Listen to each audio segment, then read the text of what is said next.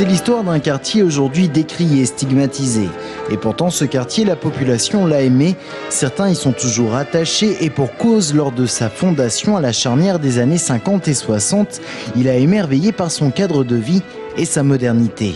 Le Sanitas, qui tire son nom de la vocation sanitaire du site depuis le XIIe siècle, a aujourd'hui une exposition qui lui est consacrée. À cet endroit avait été aménagé un lieu pour soigner les malades de la lèpre, cette maladie contagieuse. Ils ne pouvaient pas rester en ville avec les autres habitants. On les a mis dans les faubourgs sud de la ville, dans des prairies que l'on appelait les Varennes. Cette exposition itinérante retrace l'histoire du site. À la vocation sanitaire succède la vocation industrielle à la moitié du 19e. L'industrie ferroviaire y fera sa place avant d'être transférée sur la commune de Saint-Pierre-des-Corps. La gare ici est plusieurs dizaines d'hectares qui comprenaient les voies ferrées, mais surtout des usines en lien avec l'activité ferroviaire.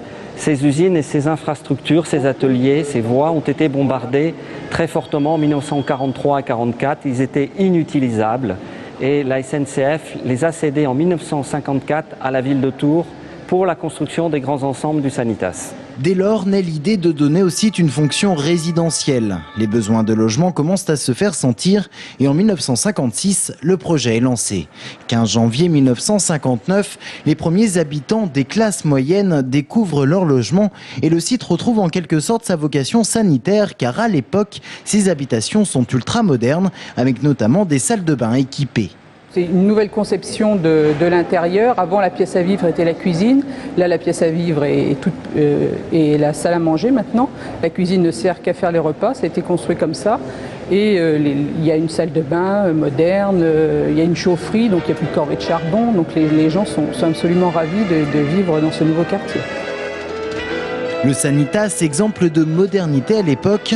Les fabricants de mobilier moderne y ont installé d'ailleurs leur salle d'exposition, comme en témoigne cette publicité.